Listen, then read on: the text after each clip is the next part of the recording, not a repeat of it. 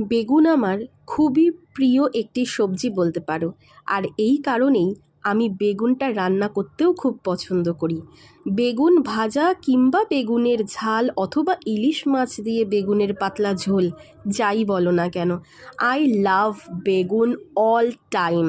যখনই তুমি আমাকে বেগুন খেতে দেবে আমি তখনই বেগুন খেয়ে নেব। তো আজকে যে রেসিপিটা তোমাদের সঙ্গে শেয়ার করছি, এটা আমার মায়ের থেকেই শেখা।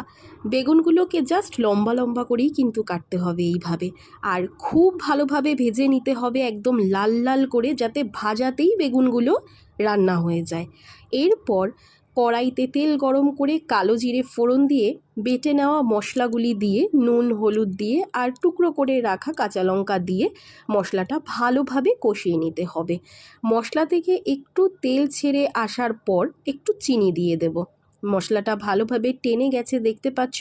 এবার জাস্ট 1 কাপ মতো জল দিয়ে দেব।